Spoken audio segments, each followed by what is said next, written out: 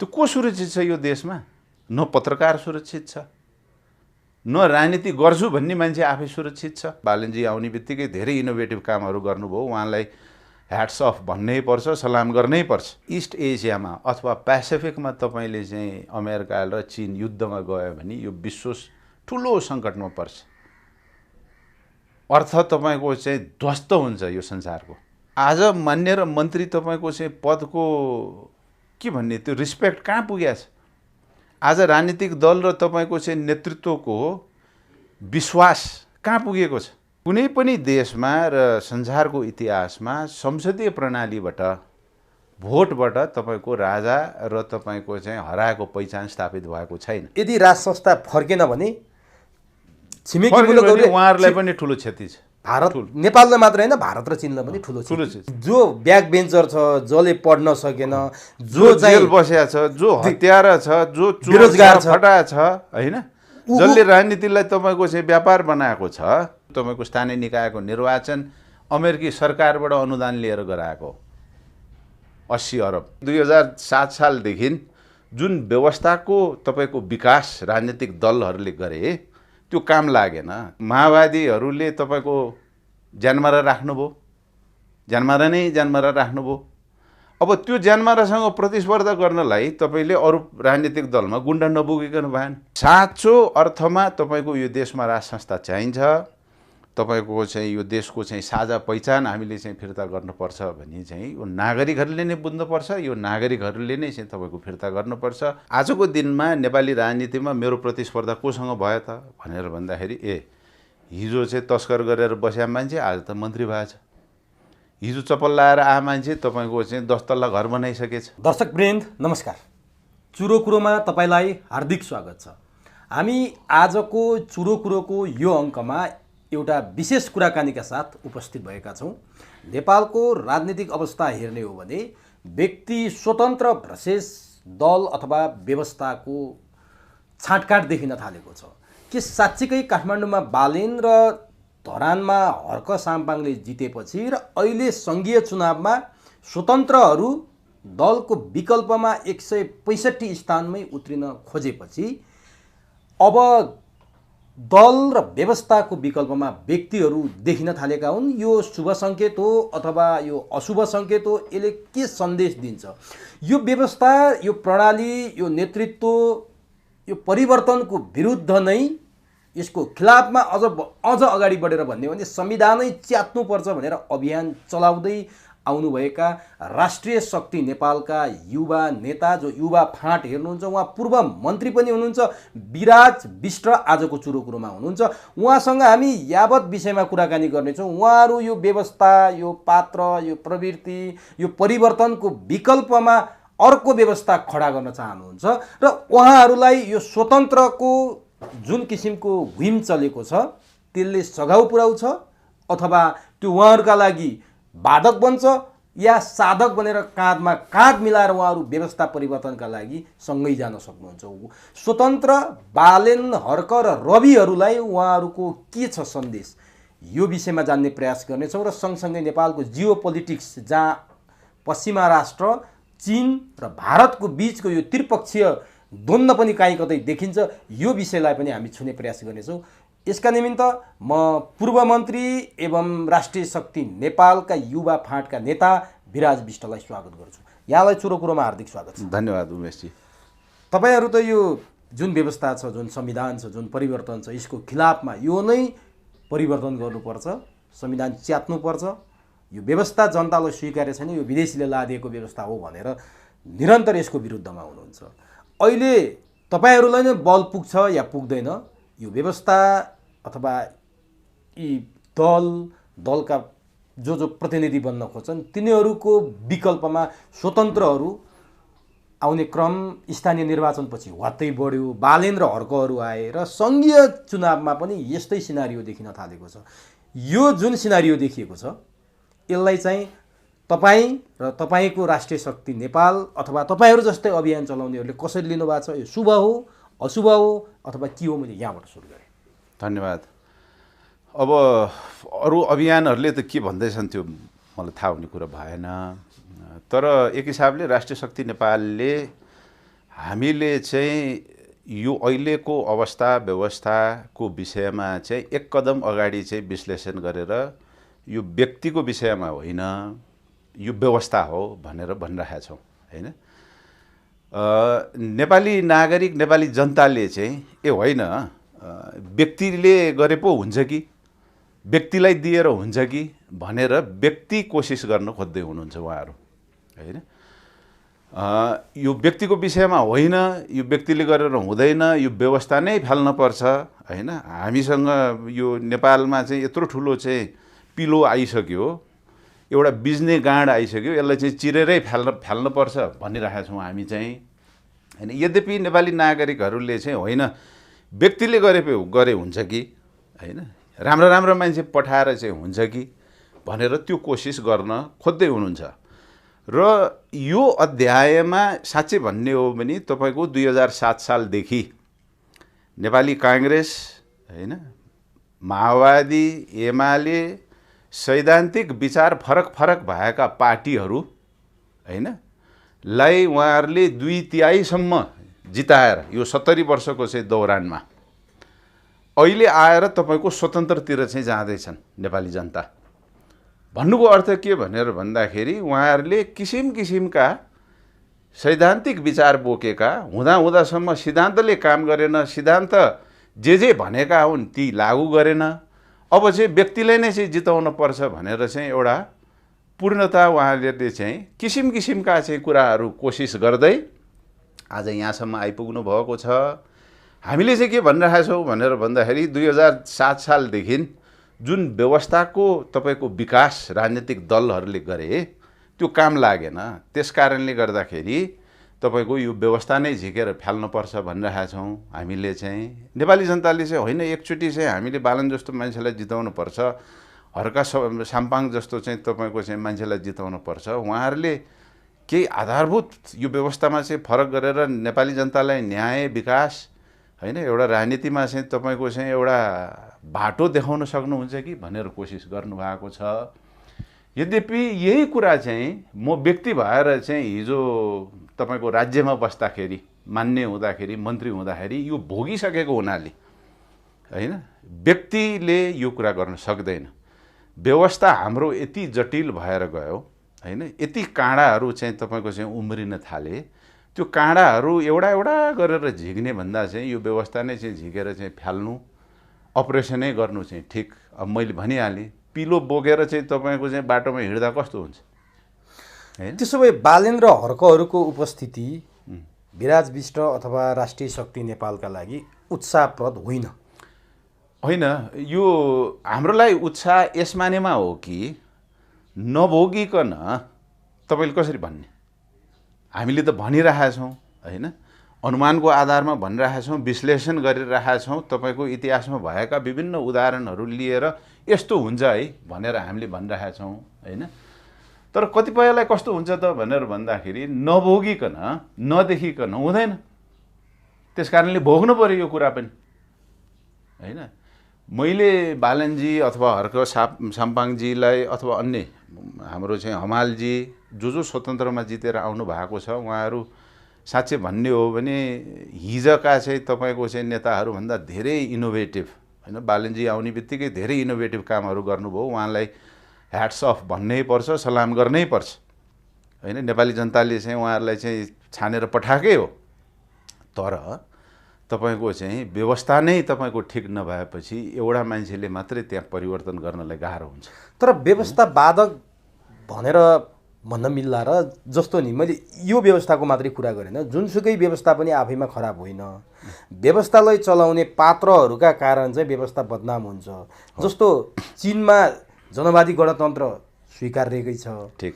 भारतमा पनि डेमोक्रेसी छ, चलेकै छ राज्य। अमेरिकामा पनि डेमोक्रेसी, प्रजातन्त्र छ, राष्ट्रपति छन्, चलेकै छ। नेपालमा पनि व्यवस्था ठिकै हो, व्यवस्थाले के बिगारेको छ र? तर व्यवस्था चलाउने अथवा प्रणाली चलाउने पात्रहरू नै खराब भइसकेपछि यो अवस्था सिर्जना भयो भन्ने एउटा न्यारेटिभ पनि छ नि, यसलाई चाहिँ के भन्नुहुन्छ? एकदम ठिक, तपाईँले सही विश्लेषण गर्नुभयो। व्यवस्था आफैमा नराम्रो हुँदैन, राम्रो नराम्रो केही पनि हुँदैन हैन, यो त एउटा व्यवस्था हो।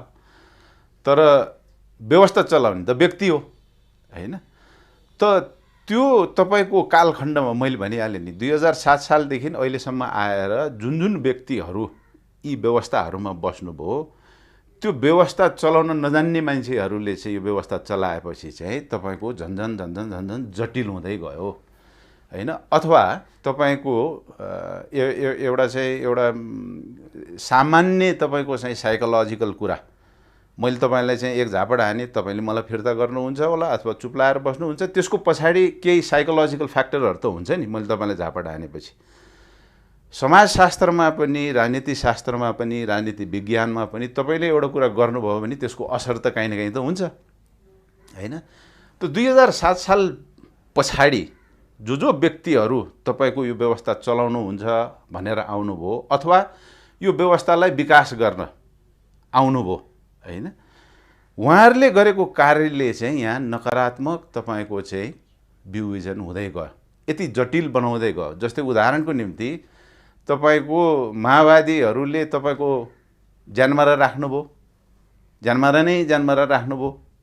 अब त्यो ज्यानमारासँग प्रतिस्पर्धा गर्नलाई तपाईँले अरू राजनीतिक दलमा गुन्डा नबोकिकन भएन, बुझ्नु भएन। सिधा हिसाबले म विचारको लागि चाहिँ मलाई भोट दिनुहोस् भनेर भएन, किनभने त्यहाँ त डर त्रास छ। डर त्रासलाई तपाईँको सामना गर्नलाई प्रतिस्पर्धा गर्नको लागि त अर्को तपाईँको चाहिँ जन्माउनु पर्यो।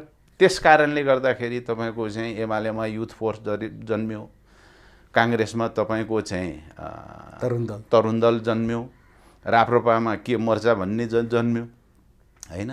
त्यस कारणले हामीले राजनीतिक थलोलाई राजनीतिक दललाई चाहिँ कसको थलो बनायौँ त भनेर भन्दाखेरि गुन्डा भर्ती हुने चाहिँ तपाईँको थलो बनायौँ, चोर भर्ती हुने थलो बनायौँ। किनभने माओवादीले चाहिँ तपाईँको चाहिँ कतिवटा ब्याङ्क लुटेको चाहिँ तपाईँको पैसा छ, त्यो पैसासँग कसरी प्रतिस्पर्धा गर्ने भनेपछि अनि त्यसपछि तपाईँले भ्रष्टाचारी नगरिकन सुखै भएन।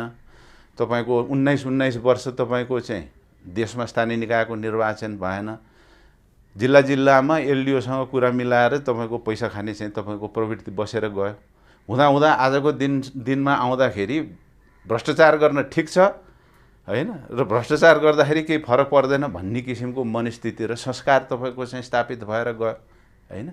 त यस्ता कारणहरूले गर्दाखेरि जस्तै बालेन भन्ने व्यक्ति आउनुभयो, उहाँले त्यो संस्थागत भन्दा बाहिर बसेर गर्नुभएका इनोभेटिभ कामहरू छन्, त्यसलाई मान्नै पर्छ। जस्तै यी बाथरुम सार्वजनिक शौचालयको कुराहरू भए त्यसलाई मान्नै पर्छ।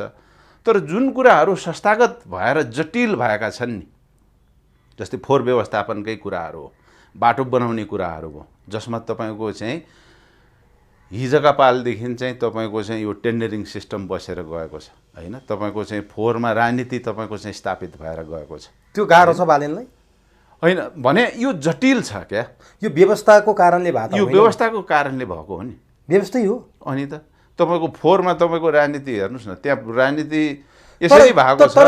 फोहोर उठाउने तपाईँको चाहिँ कम्पनीदेखि लिएर व्यक्तिदेखि को हो त्यो सबै राजनीतिक दलको मान्छे छ। तर यो आज एकछिनलाई म तपाईँलाई भन्नुहोस्, आज देशभरिका तपाईँको 13,000 तपाईँको चाहिँ सहकारी व्यवस्था जो छ हैन, टोल गाउँमा छ, त्यसमा तपाईँको राजनीतिक व्यक्ति नजोडिएको एउटा पनि सहकारी छैन होला हैन। अनि एउटा साधारण किसानले तपाईँको एउटा भैँसी किन्नलाई ऋण लिन जाँदाखेरि त्यो जिल्लाको नेतालाई फोन नगरिकन हुँदैन हैन। मैले भने यसरी तपाईँको तर नि व्यवस्थालाई तपाईँले व्यवस्थाप्रति प्रश्न चिन्ह खडा गर्दा, तपाईँले पात्रहरूमाथि प्रश्न चिन्ह खडा गर्दा यो व्यवस्था ल्याइएको यसको संविधानमा जुन तपाईँहरूले च्यात्ने भनिरहनु भएको छ, संविधान च्याते त व्यवस्थै सकियो, त्यो संविधानमा काहीँ छ र राजनीतिक आधारमा चाहिने नियुक्ति हुने, राजनीतिक आधारमा चाहिने तपाईँको सहकारी समितिहरू बन्ने, राजनीतिक आधारमा फोहोर व्यवस्थापनमा रोक्ने, हरेक कुरामा राजनीति गर्ने भन्ने त छैन नि। त्यो सुधार्न त सकिन्छ नि। संविधान आफैमा मैले भनिहालेँ नि, संविधान आफैमा नराम्रो कुरा होइन हैन। हो, त्यसकारण अब जस्तै यो संविधान च्यात्न पर्छ भन्ने अब कतिवटा आधारहरू छन् हैन। अब अस्ति नै भनौँ शेरबहादुर देउवालाई नियुक्ति कसले गर्यो हैन। शेरबहादुर देउवालाई नियुक्ति गर्ने चाहिँ तपाईँको आधार यो संविधानमा छ कि छैन हैन, छैन नि। हामीले एकछिनलाई भन्नुहोस्, मैले एउटा कथा सुने पनि, हामीले अधिकारको कुरा गर्दाखेरि अधिकार 100 थरी अधिकार राख्न किन पर्यो र? हामी सबै चाहिँ तपाईँको मान्छे हो भने त मानव अधिकारको मात्र कुरा गरे भएन र भने। त्यसमा दलितको अधिकार, महिलाको अधिकार, बच्चाको अधिकार, होइन, ढुङ्गा पानी सबैको अधिकारको कुरा गरेर यसलाई गिजोल्नुभन्दा, होइन, यसलाई गिजोलेको कारणले गर्दाखेरि आज राज्यले नै तपाईँको चाहिँ दलित बनाउनलाई चाहिँ तपाईँको चाहिँ प्रक्षेपण गर्दैछ, होइन। तपाईँले दलितलाई दलित भनिरहेसम्म त त्यो दलितै हुन्छ नि त। तर नि यो बिग्रेको कुरा सुधार्नलाई जस्तो बालेन र हर्कहरू व्यक्तिहरू आएर यो व्यवस्थाभित्रका जे फोहोर छन् त्यसलाई सुधार्ने प्रयास गऱ्यो भने त हुँदो रहेछ नि त। एउटा उदाहरण, विद्युत प्राधिकरणमा हामीले वर्षौँदेखि 18 घन्टा 20 घन्टासम्म लोड सेडिङ खेप्यौँ। एउटा कुलमान आउँदाखेरि त हामीले त्यो लोड सेडिङबाट मुक्त भयौँ नि। त्यहाँ त राजनीतिले रोकेको थिएन, व्यवस्थाले रोकेको थिएन। त्यही उदाहरण मैले भने। जस्तो बालेन र हर्क कुनै पालिकामा आयो होलान्, तिनीहरू त्यहाँ प्रयास गर्छन्। यसै गरी अघि नेपाली जनताको अभिमत हो, नेपाली जनताले व्यक्ति खोजे भनेर तपाईँले भन्नुभयो नि। यसै गरी सबै ठाउँमा नेपाली जनताले यस्ता व्यक्तिहरू ल्याए र यो प्रणालीमा देखिएको फोहोरलाई सुधार्ने प्रयास गरे भने त हुँदो रहेछ। त्यतातिर किन नलाग्ने भन्न खोजेको होइन? हुन्छ, यसलाई नराम्रो भन्नु खोजे होइन मैले। जस्तै तपाईँको हामीले परिकल्पना गरेको समाज, राजनीति, अर्थतन्त्र के हो त भनेर भन्दाखेरि एउटा समान प्रतिस्पर्धा हुने ठाउँको परिकल्पना गर्न खोज्दैछौँ। आजको दिनमा नेपाली राजनीतिमा मेरो प्रतिस्पर्धा कोसँग भयो त भनेर भन्दाखेरि हिजो चाहिँ तस्कर गरेर बस्या मान्छे आज त मन्त्री भएछ, हिजो चप्पल लाएर आए मान्छे तपाईँको चाहिँ 10 तल्ला घर बनाइसकेछ। समान प्रतिस्पर्धा भने के त भनेर भन्दाखेरि एकछिनको लागि उदाहरणको निम्ति तपाईँ अमेरिकामा जानुहोस्, दक्षिण कोरियामा जानुहोस्, यस्ता विकसित देशहरूमा जानुहोस्, होइन, अथवा तपाईँको हाम्रो छिमेकी मुलुकमै जानुहोस्, होइन। अमेरिकामा तपाईँको राजनीति गर्नको लागि 15वटा हातमा गन्न सक्ने तपाईँको विश्वविद्यालय, अमेरिकामा तपाईँको झन्डै 3500 विश्वविद्यालयहरू छन्। त्यसमध्येबाट पनि 15वटा विश्वविद्यालयबाट ग्रेजुएट भएका मान्छे मात्रै तपाईँको चाहिँ राजनीतिमा अवतरण गर्छन्। दक्षिण कोरियामा तपाईँले हेर्नुभयो भने 3टा विश्वविद्यालय बाहेकको, Seoul national university, Korea university, Yonsei university, ती 3टा युनिभर्सिटीबाट ग्रेजुएट नभएका मान्छेहरूले राजनीतिमा प्रवेश पाउँदैन। भन्नुको अर्थ के त भनेर भन्दाखेरि मभन्दा राम्रो मान्छे राजनीतिमा आए भने पो म ढुक्क हुनु त, बुझ्नु भएन? हामी कहाँ त जो ब्याक बेन्चर छ, जसले पढ्न सकेन, जो जेल बसेको छ, जो हत्यारा छ, जो बेरोजगार छ, फटा छ, होइन, जसले राजनीतिलाई तपाईँको चाहिँ व्यापार बनाएको छ, होइन। अब एकछिनलाई भन्नुहोस्, व्यवस्थालाई नराम्रो हिसाबले संस्थागत गर्ने एउटा अर्को उदाहरण के हो त भनेर भन्दाखेरि आज अधिकांश तपाईँको विद्यार्थी नेता भनाउँदाहरू, होइन, जसले तपाईँको विश्वविद्यालयबाटै चोरेर चाहिँ तपाईँको राजनीतिमा अवतरण हुन्छ, अथवा विश्वविद्यालयबाटै तपाईँको चाहिँ आफ्नो नेपाली जनताकै चाहिँ गरिब छोराछोरीका एडमिसनका पैसाका कमिसनले चाहिँ हुर्केका विद्यार्थी नेताहरूलाई मैले कसरी विश्वास गर्ने देश बनाउँछ भनेर, होइन। मैले भन्नुपर्छ नामहरू? पर्दैन नि। बाबा म तपाईँको चाहिँ फलाना पढेर आएको हो, मभन्दा सक्षम अथवा मभन्दा अझै विद्वान मान्छे त्यो पदमा बसे पो ल ठिक छ है, उसले भए चाहिँ गर्छ है भन्ने मैले विश्वास गर्नु। असमान प्रतिस्पर्धामा तपाईँको मान्छे उछिटिन्छन्, होइन। जस्तै म तपाईँलाई भन्छु, बालेन भन्ने व्यक्ति उछिटिनु भयो काठमाडौँबाट, धरानबाट चाहिँ हर्क साम्पाङ उछिटिनु भयो, होइन। समान प्रतिस्पर्धामा चाहिँ के हुन्छ त भनेर भन्दाखेरि नेपाली समाज, नेपाली नागरिकले पनि यस्ता व्यक्तिहरू 75 जिल्ला 77 जिल्ला अथवा के हो, होइन, यस्ता किसिमका मान्छेहरूलाई चाहिँ तपाईँको अब एकछिनको लागि उदाहरणको निम्ति भन्नुहोस्, रवि लामिछानेको कत्रो एक्सपेक्टेसन थियो नेपाली जनताको, त्यो त देखियो, होइन। उहाँबाट के आशा गर्न सकिने ठाउँ मैले त गरिनँ है। किन? उहाँ पार्टी खोलेर भ्रष्टाचार जसले गरेका छन् उनीहरूको विरुद्ध घन्टी बजाउँदै नेपाललाई एउटा समृद्ध राष्ट्र बनाउनु। मलाई मलाई लाग्यो के कारण तपाईँ रवि लामिछाने सफल हुने देख्नु? अब जस्तै तपाईँले उहाँले चाहिँ अवस्था व्यवस्थाको कुरा गर्नुभएको छ होइन, व्यवस्था परिवर्तनको कुरा गर्नुभयो, तर उहाँले गणतन्त्र पनि मान्छु नै भन्नुभयो, धर्मनिरपेक्षता नै मान्छे भन्नुभयो। भनेपछि यो व्यवस्थामा परिवर्तन के खोजिरहनु भएको छ भन्ने कुरा प्रस्ट्याउन सक्नु भएन उहाँले। मैले जुन अन्तर्वार्ता एउटा हेरेँ, प्रश्न उत्तर चाहिँ तपाईँको चाहिँ एउटा तपाईँको पत्रकारसँग भएको चाहिँ तपाईँको संवाद मैले हेरेँ, त्यो आफैमा मैले चाहिँ मेरो बुझाइ पूर्ण भएन होला, त्यो आफ्नो ठाउँमा छ। तर मैले भन्नु खोजेको चाहिँ के भनेर भन्दाखेरि राजनीतिक दलको नाम स्वतन्त्र होइन, यसलाई स्वतन्त्र नै छोडिदिएको भए हुन्थ्यो। यहाँ त स्वतन्त्रको नाममा पनि फाइदा लिने मान्छेहरू चाहिँ उत्रिन थाले जस्तो लाग्यो क्या मलाई। ए त्यो नाम राख्नुको पछाडि कुनै न कुनै नियत छ, फाइदाको लागि हो भन्ने तपाईँलाई लाग्छ? मलाई त त्यस्तै लाग्यो। तर स्वतन्त्रको आज चाहिँ तपाईँको स्वतन्त्रको चाहिँ जगजगी हुन थाल्यो, अब स्वतन्त्र भन्ने चाहिँ आउँछ है भनेर चाहिँ नेपालीहरूमा चाहिँ सबै हुन थाल्यो।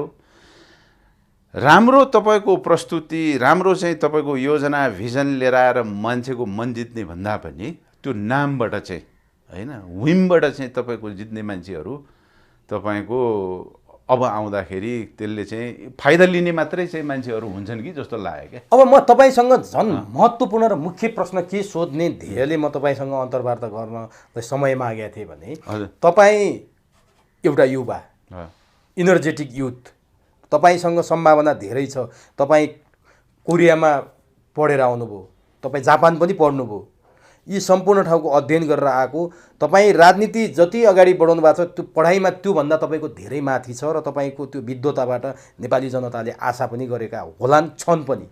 र म के जोड दिन चाहन्छु भने, जसरी बालेन शाह स्वतन्त्रबाट आएर केही परिवर्तन गर्न चाहनुभयो, जसरी हर्क आउनुभयो, रविले स्वतन्त्र पार्टीको नामबाट म यो विद्यमान अवस्थालाई चिरेर केही गर्छु देश र जनताका लागि भनेर आउनुभयो। मान्छेहरूमा एउटा निष्ठाको राजनीति गरेको केशरबहादुर बिष्ट, एउटा हिजो चाहिँ नैतिकताको आधारमा राजीनामा दिने नाम खोज्दै जाँदा केशरबहादुर बिष्टको नाम भेटिन्छ, त्यस्तो व्यक्तिको तपाईँ पुत्र, पढाइमा पनि अब्बल, राजनीति संस्कार पनि पाएको र नेपालको विकास गर्नलाई यी सम्पूर्ण कुरा जोडेर स्वतन्त्रबाट विराज बिष्ट पनि आउनुहुन्छ कि भनेर अपेक्षा गरिरहेका मान्छेलाई तपाईँ के उत्तर दिन चाहनुहुन्छ भनेर म मुख्य उत्तर यो खोज्न आएको थिएँ। तपाईँ चाहिँ के भन्नुहुन्छ? यो मेरो विषय होइन। किन मेरो विषय यसमानेमा किन होइन भनेर भन्दाखेरि यो विराज बिष्टको मात्रै कुरा होइन, हामी राष्ट्रको कुरा गर्दैछौँ होइन। आजको दिनमा म कुनै पदमा बसेर भोलि मन्त्री भएर चाहिँ यो देशमा तपाईँको चाहिँ आमूल परिवर्तन म गर्न सक्दिनँ। मैले भनिहालेँ यो व्यवस्थाको कारणले गर्दाखेरि होइन। तर तपाईँले प्रयास त गरेर एकपटक मन्त्री त भएकै हो, त्यति बेला यो बुद्धि चाहिँ तपाईँको त्यति बेला किन पलाएन भनेर प्रश्न आउँछ क्या। हो, अब यो त मैले भनिहालेँ नि, भोग्नु पऱ्यो नि त, पहिला नभोगिकन त नहुने रहेछ नि त। अरूले भन्या कुरा सुन्या कुरा एउटा कुरा हुँदो रहेछ, तर भोग्ने कुरा अर्को हुँदो रहेछ। त्यसबाट पाठ सिकेर हामीले यो जुन कुरा काम गर्दैछौँ यो व्यवस्था भएन, यस कारणले भएन किनभने राम्रो व्यक्तिलाई पनि नराम्रो बनाउने भए। भने बालेन र हर्कहरू पनि भोलि यी नराम्रोकै क्याटेगोरीमा कुहिएको आलु होइन, त्यो पर्छ। जस्तै म त तपाईँको बालबाल बचेँ नि त होइन, म त बालबाल बचेको मान्छे हो नि त होइन, मैले गर्न चाहिनँ नि त। त्यस कारणले गर्दाखेरि कसै न कसैले त नो त भन्नु पर्यो होइन। त्यस कारणले यो व्यक्तिको कुरा होइन। म आज तपाईँको ल ठिक छ त, मेरो पनि त चुनाव लड्ने रहर होला होइन। म राजनीतिमा छिरिसकेको मान्छे, म पनि चाहिँ चुनावमा जाने आशा त नेपाली जनताले तपाईँबाट गरेका छन्, अथवा मेरो साथीभाइहरूले पनि आशा गरिरहेका छन् होला। ए बाबा विराज लड्दै भए हुन्थ्यो, हामीले भोट हाल्ने कहाँ भनेर मलाई भन्छन् होइन। हाम्रो त भोट चाहिँ तपाईँको चाहिँ सिद्धिन्छ। म यही कुरा तपाईँको चिर्न खोज्दैछु। व्यक्तिले विमको आधारमा भोट गर्ने होइन, व्यक्तिले पार्टीको आधारमा भोट गर्ने होइन, व्यक्तिले विवेक प्रयोग गर्नु पर्यो, व्यक्ति स्वतन्त्र हुनु पर्यो। त्यसो भएपछि मात्रै मेरो काम सफल हुन्छ। अनि तपाईँ स्वतन्त्रबाट लडेर सम्भव छैन। तपाईँ स्वतन्त्रबाट लडेर तपाईँले जितेर विद्यमान समस्याहरूमा समाधान हुन्छ के। म बरु तपाईँको चाहिँ 5 वर्षको मेयरको क्यान्डिडेट तपाईँको चाहिँ बन्थ्यो होला बरु। अब यो संसदको प्रणाली अहिलेको तपाईँको चाहिँ हाम्रो सङ्घीय प्रणाली जुन चाहिँ छ, जुन व्यवस्थाभित्र तपाईँको 9 महिना तपाईँको चाहिँ संसद बन्द हुन्छ होइन। कतिवटा विधेयकहरू तपाईँको अल्पत्र परेर चाहिँ बसेका छन्। म के खालि तलब भत्ता खान मात्रै जाउँ त्यहाँ होइन, म खालि मान्य र मन्त्री भएँ भनेर मात्रै जाउँ आज मान्य र मन्त्री तपाईँको चाहिँ पदको के भन्ने त्यो रिस्पेक्ट कहाँ पुगेको छ? आज राजनीतिक दल र तपाईँको चाहिँ नेतृत्वको विश्वास कहाँ पुगेको छ? त्यस कारणले यही ठिक यस्तै नै हुँदो रहेछ भनेर चाहिँ हिँड्ने मान्छे म होइन। भनेपछि तपाईँ म नेपालको लागि एउटा नयाँ मार्गचित्र कोर्न खोज्दैछु। त्यो मार्गचित्र के हो? त्यो मार्गचित्र भनेको पहिला त नेपाली जनताले राजनीतिक दल र नेतृत्वलाई फेरि विश्वास गर्न सिक्नु पर्यो हैन? त्यो विश्वास कसरी लिएर आउने हो त? किनभने भोलि म कुनै पदमा तपाईँको चाहिँ जाँदाखेरि नेपाली जनताले मलाई विश्वासै गर्दैनन् भने तपाईँको कसरी काम गर्ने मैले? आज तपाईँको चाहिँ नेपाली समाजमा समस्याको यति थाक भइसक्यो भनेर साध्य नै छैन हैन? आज तपाईँको कुनै नेपाली नागरिक कुनै पनि ठाउँमा सुरक्षित छैन। बाटोमा हिँड्ने मान्छे सुरक्षित छैन। किसान एउटा चाहिँ मकैको बिउ पाऊँ भनेर चाहिँ तपाईँको चाहिँ छटपटिरहेको छ हैन? न डाक्टर सुरक्षित छ, न तपाईँको चाहिँ शिक्षक सुरक्षित छ। त्यही शिक्षकबाट विद्यार्थी सुरक्षित छैन।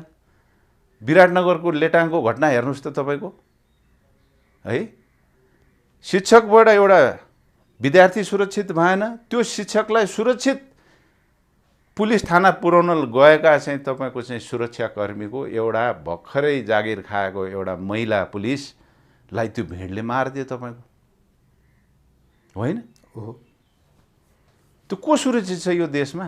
न पत्रकार सुरक्षित छ, न राजनीति गर्छु भन्ने मान्छे आफै सुरक्षित छ। त्यो पद र मन्त्री कुनै अर्थ छ र? त्यसो भए बालेन्द्र आज तपाईँको यो हाम्रो चाहिँ झाँक्रीजीहरू हेर्नुहोस् न, तपाईँ पनि मन्त्री भएको के रुँदै निस्किनु भएको थियो तपाईँ पनि? होइन त्यो कुरा होइन होइन। झाँक्रीजी चाहिँ रुँदै निक्लिनु भयो, त्यसलाई विषय बनाउनु पर्दैन। तर मैले भने विडम्बना के भनेर भन्दाखेरि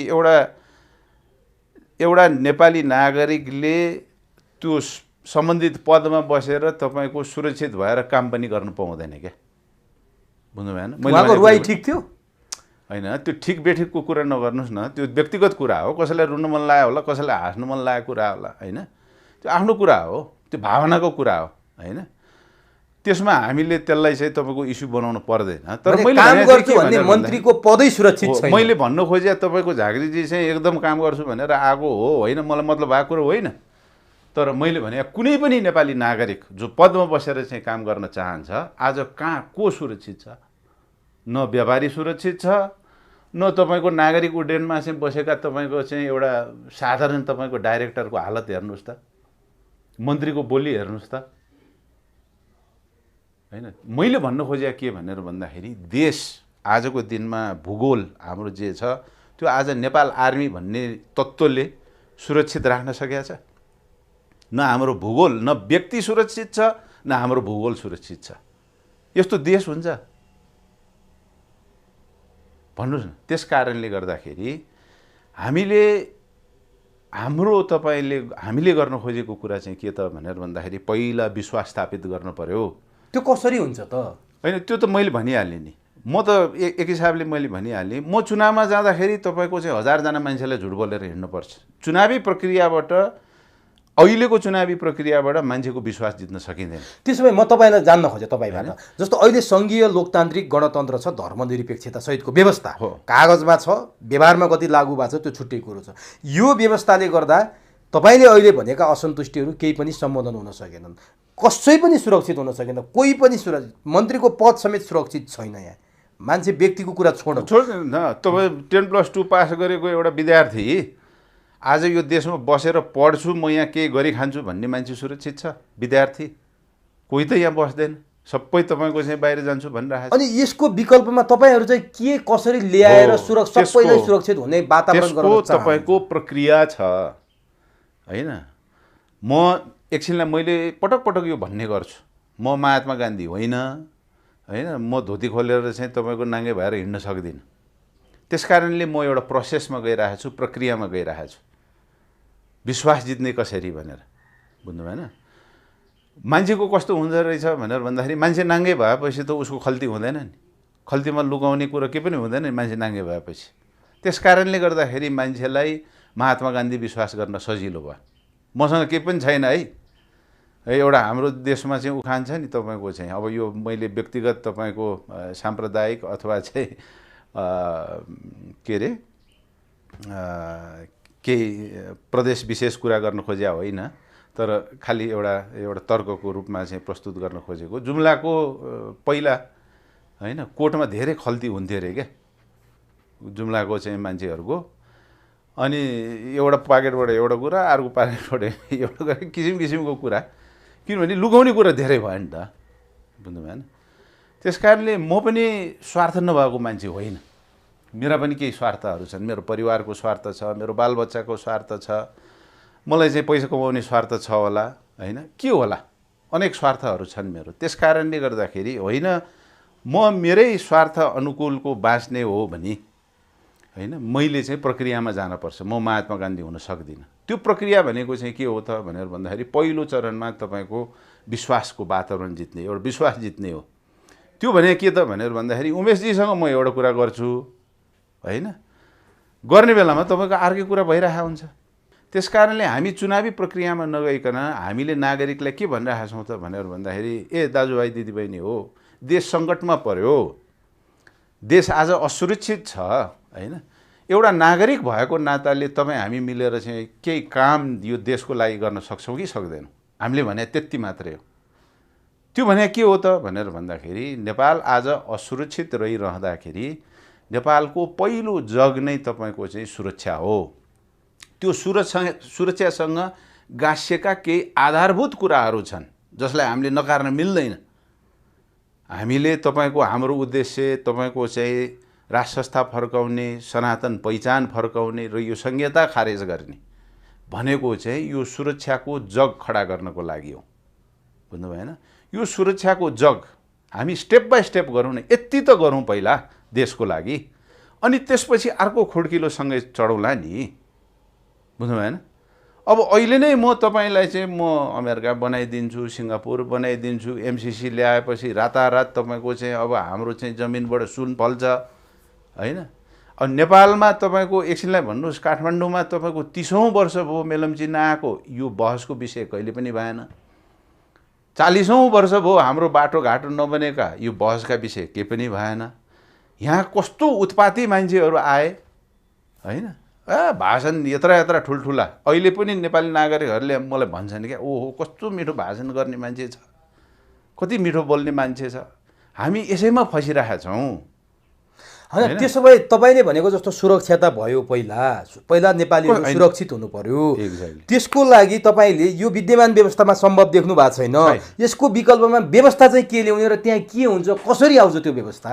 हामीले पटक पटक भनेको चाहिँ संवैधानिक राष्ट्र संस्थाकै व्यवस्था हो, बहुदलीय प्रजातन्त्र होइन, संसदीय प्रणाली नै भनेका छौँ होइन।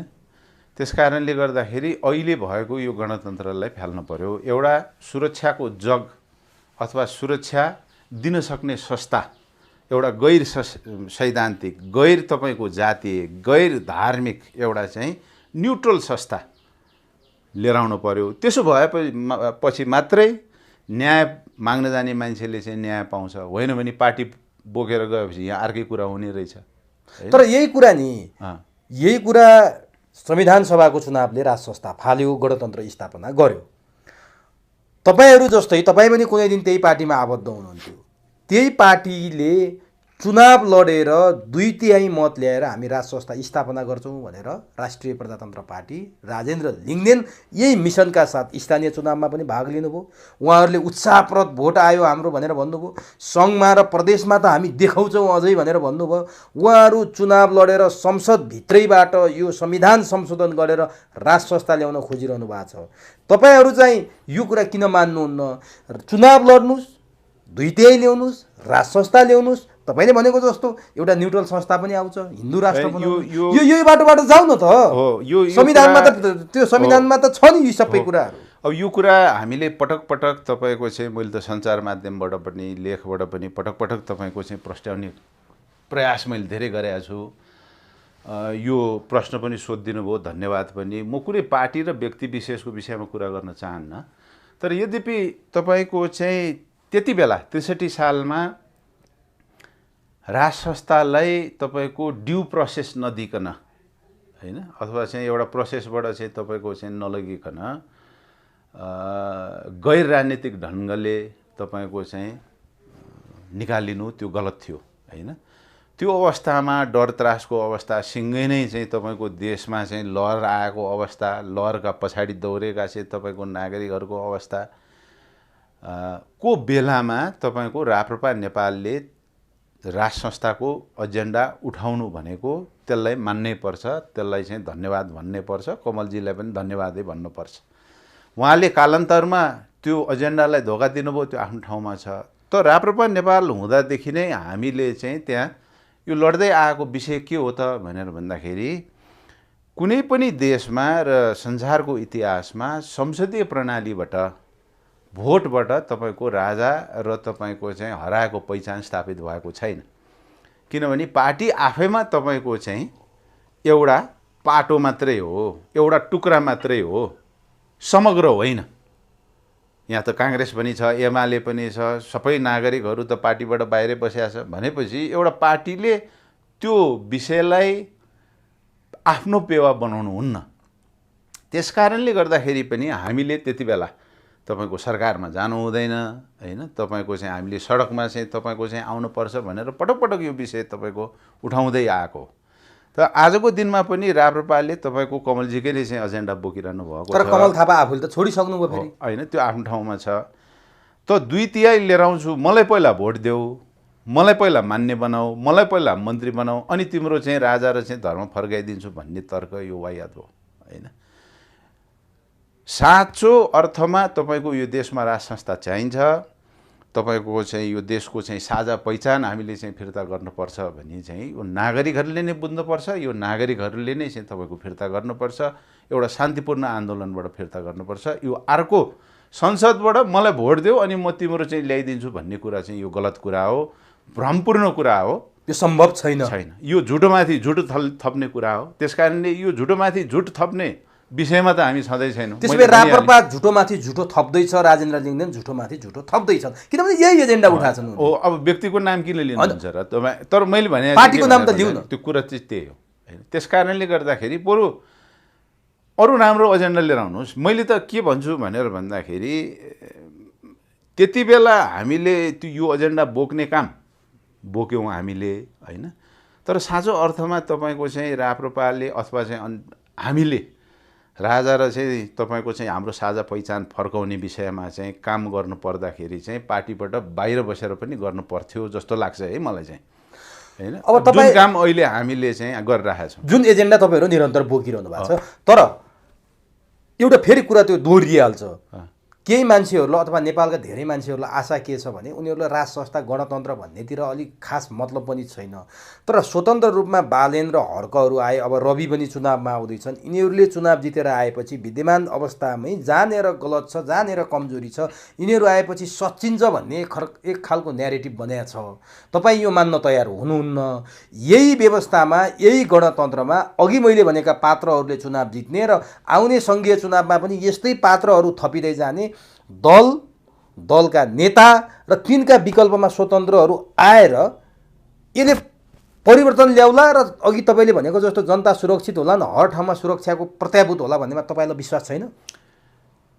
यस्तो भयो भने म नेपाली नागरिकलाई सम्बन्धित स्वतन्त्र तपाईँको चाहिँ उम्मेदवार जो जितेर आउनुहुन्छ उहाँहरूलाई धन्यवाद दिन्छु, उहाँहरूको पछाडि लाग्छु म होइन। किनभने मैले गरेको विश्लेषण त गलत भयो नि त होइन। कस्तो भयो भने उहाँहरूको पछाडि लाग्नुहुन्छ त होइन। अब परिवर्तन हामीले खोजेको परिवर्तन हो, हामीले खोजेको चाहिँ तपाईँको चाहिँ सत्यको जगमा तपाईँको कमसेकम राज्य व्यवस्था त हुनु पर्यो नि होइन। त्यस्तो भयो भने तपाईँ यी स्वतन्त्रको पछाडि लाग्नुहुन्छ? किन नलाग्ने कुरै छैन नि, त्यो जोसुकै होस्। किनभने मैले गरेको विश्लेषण तपाईँको गलत भयो, मैले फेरि त्यसलाई रिविश्लेषण गर्नुपर्छ होला, अथवा मैले बुझेका कुराहरू मेरो गलत भयो होला होइन। रियलाइज तपाईँलाई हुन्छ? अफकोर्स मैले नगर्ने, म एउटा एकाडेमिसियन मान्छे हो, अध्ययनमा आधारित मान्छे हो होइन। मैले तपाईँको रियलाइज नगरेर यो मेरो गल्ती भयो भनेर भन्नलाई के ठुलो कुरो भयो? तर सम्भावना तपाईँ देख्नुहुन्न फेरि? त्यो मेरो अध्ययनले म देख्दिनँ, मेरो अध्ययनले देख्दिनँ। र मैले भनिहालेँ नेपाली जनताले पनि किसिम किसिमका कुराहरू तपाईँको चाखेर अहिले यहाँसम्म आइपुग्नु भएको छ। एउटा साइकल तपाईँको पूर्ण हुन्छ, एउटा गोलचक्कर पूर्ण हुन्छ। अनि नेपाली जनताले बुझ्छन् कि यो व्यक्तिको विषय होइन रहेछ, व्यवस्थाको विषय हो। अब यो व्यक्तिको विषय होइन रहेछ, व्यवस्थाको विषय रहेछ। तपाईँले निरन्तर उठाएको कुरो व्यवस्था कस्तो खोज्नु भएको छ भन्ने पनि तपाईँले भन्नुभयो। तर 62-63देखि निरन्तर तपाईँहरूले यो आवाज उठाउँदै आउनुभयो। नेपाली जनता आत्तिसके, हायल कायल भइसके। कहिलेसम्म तपाईँहरू यो कुरा उठाइरहने त? होइन, कहिले यो सम्भव प्रक्रिया हो। मैले भनिहालेँ नि, डर त्रासमा बम पड्काएर तपाईँले मलाई छुट दिनु भए त म भनिहालेँ नि। डर त्रासले तपाईँको 2 मिनटमै मान्छेको चाहिँ तपाईँको विचार परिवर्तन गर्न सकिन्छ होइन। पैसा दिन्न भने मान्छेको चाहिँ कन्सर्टमा तपाईँले बन्दुक तेर्साउनु भयो भने उसले 2 पाथी मुतेर त्यहाँ पैसा निकालिहाल्छ, बुझ्नु भएन? त विचारलाई तपाईँको ढाक्ने काम हामीले गरेका छैनौँ। हामीले नेपाली जनतालाई बुझ्ने समय दिएका छौँ। बुझ्नुपर्छ, तपाईँहरूले सबैले बुझ्नुपर्छ। हरेक नागरिकले यो कुरा बुझ्नै पर्छ। राजनीतिक दल भने के, नेतृत्व भने के, हामीले चाहिँ कस्तो व्यवस्था लिएर आयौँ होइन। राज संस्था हामीले चाहिँ किन फ्याक्ने चाहिँ बेला भएको छैन। राज संस्थालाई पुनर्स्थापित किन गर्नुपर्छ। हाम्रो चाहिँ सनातन पहिचान, साझा पहिचान हामीले चाहिँ किन फर्काउनु पर्छ, बुझ्नु पऱ्यो नि। लहरको पछाडि मात्र दौडेर हुन्छ र? आज चाहिँ तपाईँको हाहा रवि लान्छाने आयो, गुटुटुट दौड्या छ मान्छेहरू, फलाना चाहिँ आउनुभयो गुटुटुट तपाईँको चाहिँ पछाडि लगेको छ। मैले कहीँ भाषण गरेँ तपाईँले देख्नु भएको छ? म कहीँ पनि भाषण गरेको छैन। आज तपाईँको चाहिँ भाषणको पछाडि दौडिने तपाईँको मान्छेको जमात भएको कारणले गर्दाखेरि यो देश बिग्रिरहेको पनि छ होइन। तपाईँको अगाडि बस्यो, मिठो कुरा गरिदियो, भोलि अर्कै कुरा हुन्छ।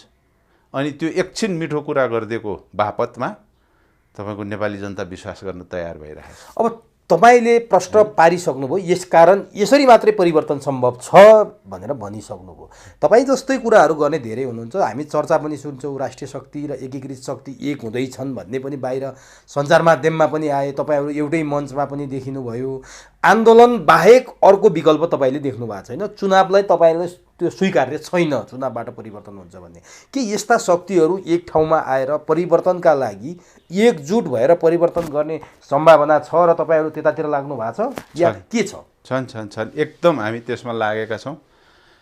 अहिले झन् असार र श्रावणको बेलामा रोपाइँ गर्ने बेलामा साथीभाइहरूसँग भेट गर्न गाह्रो हुन्छ। अहिले हामी आन्तरिक यो मिल्ने मिलाउने काममा जुटेका छौँ, लागेका छौँ।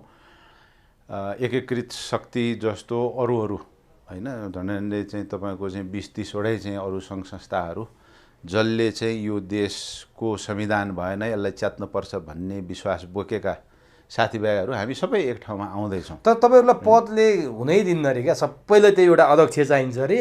अनि त्यसपछि त्यहीँ गएर कुरा मिल्छ वार्ता हुँदै आउँछ। अनि एउटा पद छान्दाखेरि फेरि तपाईँहरू तितर-बितर हुनुहुन्छ भन्ने चर्चा छ है। अब हाम्रोमा त त्यो पद भन्ने कुरो नै छैन होइन। राष्ट्रिय शक्ति नेपालमा हामीले कसैलाई पद दिएकै छैनौँ होइन, कसैले लिएको पनि छैन। कसैले हामी कहाँ संयोजक हुनुहुन्छ। यो आन्दोलनको लागि, यो व्यवस्था परिवर्तन गर्नको लागि एउटा कमान्डर मानेका छौँ हामीले। को हुनुहुन्छ त उहाँ भनेर भन्दाखेरि भोलि राजनीति नगर्ने, भोलि राजनीतिक दल नखोज्ने, एउटा नैतिक आधार भएको, एउटा आदर्शको पात्र बनाउन सक्ने व्यक्तिलाई हामीले चाहिँ संयोजक मानेका छौँ होइन। तर हाम्रो जस्तो यथार्थ अरू सङ्घ संस्थाहरूमा चाहिँ छैन होइन। आफ्नो आफ्नो सङ्घ संस्था आफ्नो ढङ्गले चाहिँ तपाईँको चाहिँ चलाएर हिँड्नु भएको छ।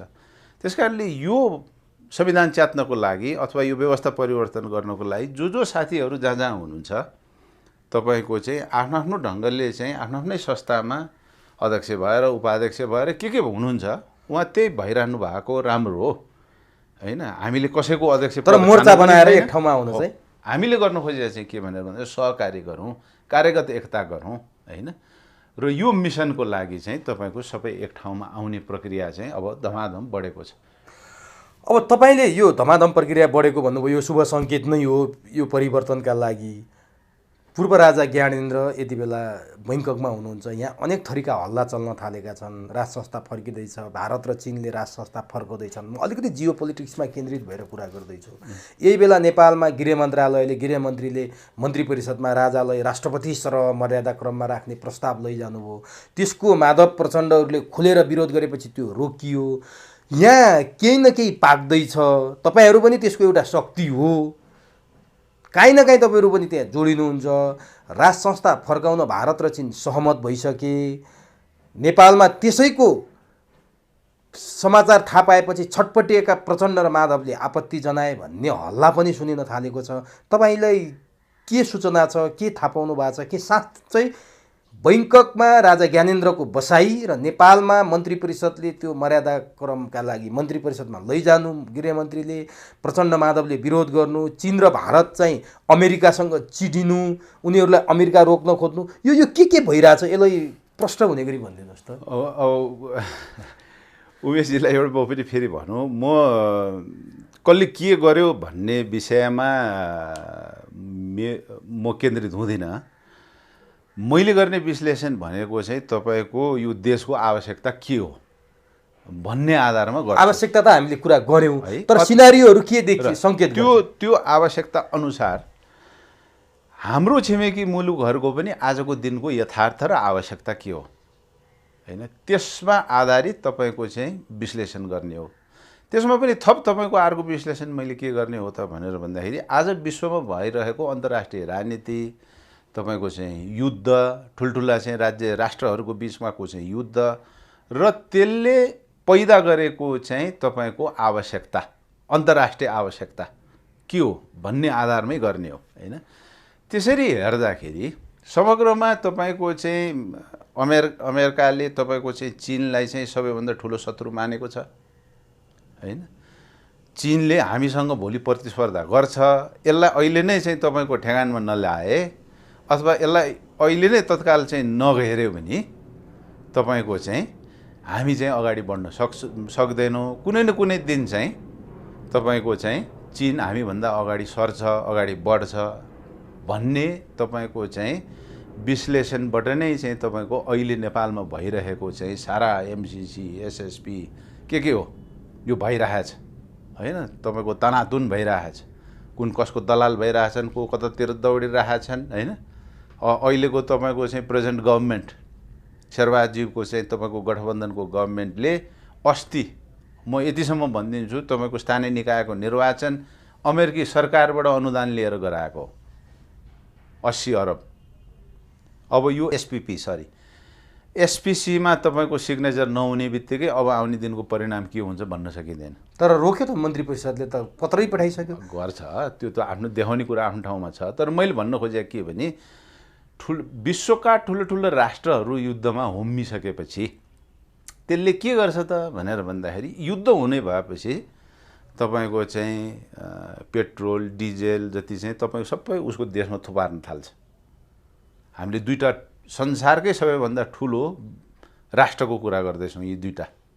भने यो विश्वयुद्धको सम्भावना छ र त्यो युद्ध हुनुभन्दा अगाडिको तयारीमा लागेका छन् यिनीहरू। पेट्रोल होइन, विश्वयुद्ध त नहोस् भनेर भन्छु, तर मैले भन्न खोजेको चाहिँ के भनेर भन्दाखेरि यस्तो खालको सिनेरियो छ। युद्ध हुनुभन्दा अगाडिको हामी कहाँ तपाईँको तेलको भाउ चाहिँ तपाईँको बढ्नु हैन, खाद्यान्नको भाउ बढ्नु हैन। तपाईँको इन्डिया जस्तो देशले पनि चाहिँ गहुँको चाहिँ तपाईँको एक्सपोर्ट तपाईँको रोक्नु, ठुल्ठुला देशहरूले पनि आफूसँग भएको खाद्यान्नहरू चाहिँ बाहिर जान चाहिँ नदिनु, एक्सपोर्ट रोक्नु को एउटा कारण। अनि यहाँ हामी कहाँ चाहिँ तपाईँको चाहिँ तेलको भाउ बढ्नु, गहुँको भाउ बढ्नु, चामलको भाउ बढ्नुको कारण चाहिँ के भनेर भन्दाखेरि ठुल्ठुला राष्ट्रहरूले चाहिँ आफ्नो रिसोर्स होल्ड गर्न थाले युद्धको तयारीका लागि हैन, सम्भावना बढेर गयो हैन। अब त्यही प्रक्रियामा एक हिसाबले चीनलाई पनि घेर्नु पर्यो है।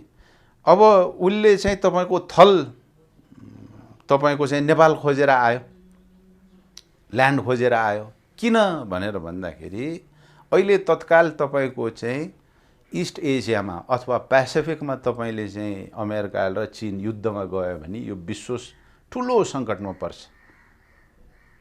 अर्थ तपाईँको चाहिँ ध्वस्त हुन्छ यो संसारको, किनभने संसारका प्रमुख अर्थतन्त्र, राजनीति अथवा चाहिँ तपाईँको चाहिँ ठुल्ठुला देशहरू पेसिफिकमा केन्द्रित छ। तपाईँले जापानलाई हेर्नुहोस्, साउथ कोरियालाई हेर्नुहोस्, चीनलाई नै हेर्नुहोस्। चीनको अधिकांश तपाईँको चाहिँ ठुल्ठुलो मेजर तपाईँको चाहिँ इन्डस्ट्रिजहरू जति सबै तपाईँको चाहिँ इस्ट चाइना छ हैन। त त्यहाँनिर तपाईँको युद्ध भयो भने हैन, ताइवानकै कुरा गरौँ, हङकङको कुरा गरौँ हैन, त्यहाँ युद्ध भयो भने त्यो हामीलाई मात्रै होइन कि तपाईँको चाहिँ अमेरिकालाई, विश्वका सबै ठुल्ठुला राष्ट्रहरूलाई चाहिँ ठुलो धक्का पर्छ। अब नेपाल राष्ट्र कस्तो भयो त भनेर भन्दाखेरि यहाँ 80 अरब ट्वाच्च फाल्दै पुग्यो हैन। त्यसपछि ल है यति गर है, अनि त्यसपछि तँलाई यति दिउँला भए पुग्यो हैन। त यहाँ चाहिँ तपाईँको चाहिँ युद्ध गर्न सस्तो भयो हैन। उसले यहाँबाट चाहिँ तपाईँको चाहिँ हाम्रो छिमेकीहरूलाई चाहिँ जिस्काइरहन पाउने भयो। चीन मात्रै होइन है, कालान्तरमा तपाईँको भारत पनि हो है। यसरी पनि बुझ्नुपर्छ। नेपाल 150 वर्षदेखि तपाईँको हाम्रो विदेशीहरूले प्रयोग गरेको मुलुकै हो र विदेशीहरूलाई तपाईँको हाम्रो छिमेकीको विरुद्धमा पनि प्रयोग गरेको छ हैन। अब नेपाल हामी यस्तो हुने कि नहुने भन्ने प्रश्न हो हैन। त्यसकारणले गर्दाखेरि चीन र भारत दुवै थरी देश चाहिँ आत्तिएको कारण अहिले भएका दलालहरूबाट चाहिँ सम्भव भएन। जतातिर तपाईँको चाहिँ पैसा बढी भयो त्यतै नाच्ने नेताहरू भए हैन। हिजो तपाईँको अमेरिकाले नै चाहिँ नेपाल भनेको चाहिँ भारतको ब्याकयार्ड भनेर भने होइन र भने, यो 500 वर्ष अगाडिको कुरो होइन। अब आज 81 तपाईँको चाहिँ अमेरिका यहाँ आउन चाहन्छ, पाकिस्तान त्यसै गरी ढालिदियो, तपाईँको श्रीलङ्का त्यसै गरी ढालिदियो। रमाइलो कुरा के भनेर भन्दाखेरि श्रीलङ्कामा अहिले दोष जति सबै चिनियालाई दिइरहेका छन् यिनीहरूले, हेर्नुहोस् है। तर 60% भन्दा बढी तपाईँको चाहिँ ऋण पश्चिमाहरूले नै श्रीलङ्कालाई दिएको छ। चीनको त जम्मा 10% मात्रै हो, हेर्नुहोस् है। दोष जति कसलाई त भनेर भन्दाखेरि चीनलाई। अनि नेपालमा पनि यही हुन्छ। अब त्यसकारणले गर्दाखेरि भारत र चीनले चाहिँ राजाले फाल्नु चाहिँ हामीले गल्ती गऱ्यौँ क्या हो, किनभने सबैभन्दा स्थायी पार्टनर, सबैभन्दा स्टेबल पार्टनरै तपाईँको चाहिँ नेपालमा को थियो त भनेर भन्दाखेरि राज संस्था थियो। भनेपछि भारत र चीन राज संस्था फर्काउन सहमत भइसकेका हुन्। अब म अनुमानको विषय त के भन्नु, सम्भावना मेरो विश्लेषण चाहिँ के हो त भनेर भन्दाखेरि अब उनीहरूले नखोजिकन चाहिँ सुख भएन, बुझ्नु भएन। किनभने स्थायी पार्टनरै तपाईँको राज संस्था थियो। अब उनीहरू बाध्य भए हो। दलाल भने त तपाईँको चाहिँ मर्सनेरी जस्तो भयो, जतातिर पैसा बढी भयो त्यतातिर चाहिँ जता काफल पाक्यो त्यतै चरी नाची भने जस्तो भनेपछि हाम्रो नेताहरू भए। बैङ्ककमा त्यही खिचडी पाक्दैछ। अब मैले भनिहालेँ अनुमानको विषय, मलाई चाहिँ मेरो मुखबाट किन भन्न लगाउनुहुन्छ। मलाई मेरो चाहिँ तपाईँको विश्लेषण के हो त भनेर भन्दाखेरि आजको दिनमा हाम्रो अन्तर्राष्ट्रिय हैन बगलका चाहिँ छिमेकी राष्ट्रहरूले राजालाई नखोजिकन सुख हुँदैन जस्तो लाग्छ मलाई चाहिँ। सम्भावना त्यता जाँदैछ। त्यो यदि राज संस्था फर्केन भने छिमेकी मुलुकहरूले उहाँहरूलाई पनि ठुलो क्षति छ। भारत नेपाललाई मात्र होइन, भारत र चीनलाई पनि ठुलो क्षति। किनभने नेपाललाई तपाईँको अब यी दलालहरूलाई चाहिँ प्रयोग गर्न कति ठुलो कुरो हो र। अथवा सबैभन्दा चाहिँ डेन्जरस कुरा त के हो त भनेर भन्दाखेरि संसारको इतिहास हेर्नुहोस् न हैन। अफगानिस्तानमा हमिद करजाई भन्ने मान्छे को हो र? एउटा अमेरिकामा बसेर युनिभर्सिटीमा पढिरहेको व्यक्तिलाई हवाईजहाजमा राखेर तपाईँको अफगानिस्तानमा तपाईँको चाहिँ राष्ट्रपति बनाइदियो। चिलेमा तपाईँको चाहिँ जेनरल पिनोसे भनेको एउटा जेनरल तपाईँको चाहिँ उसले ल भोट भाइ कति जनतालाई भुट्न सक्छस् भोट दियो। बोलिभियामा त्यही भयो हैन। तपाईँको लिबियामा आज दुईवटा प्रधानमन्त्री छ हैन।